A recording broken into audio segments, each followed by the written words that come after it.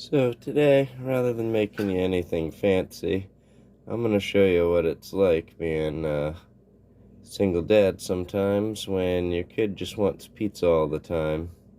I have a day job,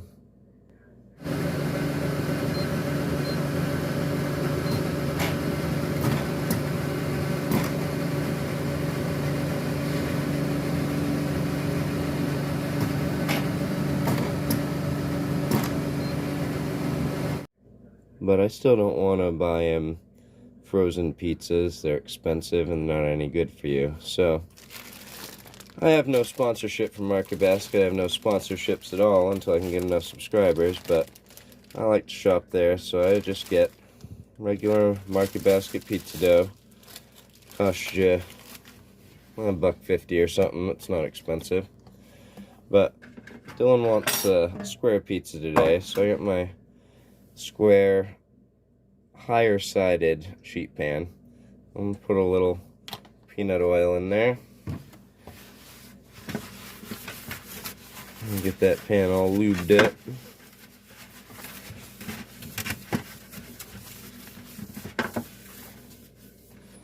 I should mention I already have my oven preheating 400 degrees. Now I'm going to take my dough,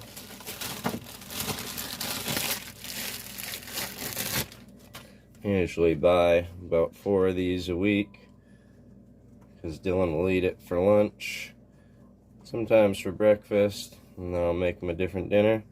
So I'm just going to stretch it out. Although it's a circle, if you hold it from the right angle, just let it dangle, you'll get a square eventually. If you find that the center is getting too thick, just put your hand in the center like an old Italian pizza twirler guy there, and you can thin it out from the middle. Once you get it just close enough to shape, lay it down in the pan.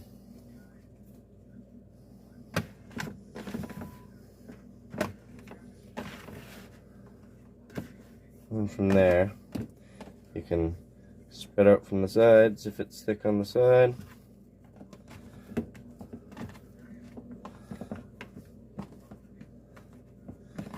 And then if you got a thick spot in the middle, like right in here, you just kind of press it out to the sides. Alright, it's going to rise anyway, so close enough to a square is good. And then again, no sponsorship, but I got some Market Basket sauce, again, because I'm cheap. So, I'm going to put about 4 tablespoons sauce on there. Just going to use the back of the spoon and even it all out.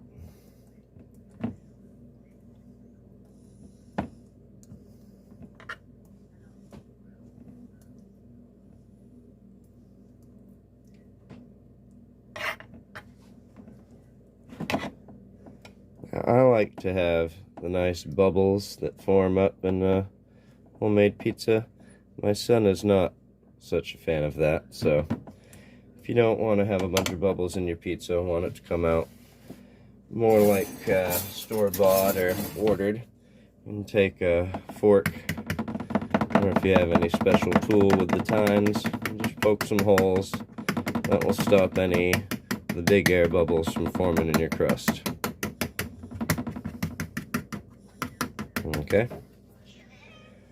and then as my son eats so much pizza, I just get a giant bag mozzarella. I used to get the blocks and grate it up. That's better for you. It doesn't have any of the silicone on there, but this is a natural cheese and it should be fine. It's a low moisture, a little lower fat, just for the sake of his health, but it ain't gonna hurt him. He's a teenager. Teenagers can eat anything. So I'm gonna put a liberal 2.5 to 3 cups cheese on there. And spread that all out.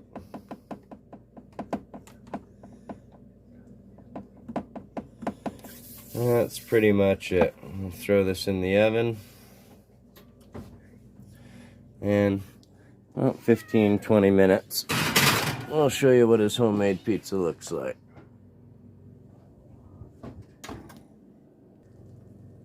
It's been about 10 minutes. See, cheese is starting to brown. Crust is rising. Give it about another 5 to 10. And we'll show you the rest. It's been about another 8 minutes. See, pizza's looking lovely browned and risen. Crust looks done. So I'm gonna take this out. I'm gonna let it cool for about 5 minutes. And then I'm gonna pop it out of the pan. We'll cut it up, see what Dylan thinks. But don't forget to shut your oven off.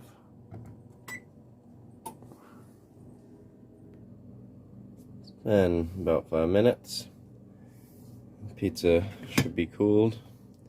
So if you oiled your pan right, let's see if I did this right. I should just be able to grab it with a finger, pop it right up. As Paul Hollywood would say, let's check the crust. No soggy bottom. Alright, so let's cut this up. So for my pizza cutter, I ain't lying. We've done this many, many times. So, very simple. Cut it into squares.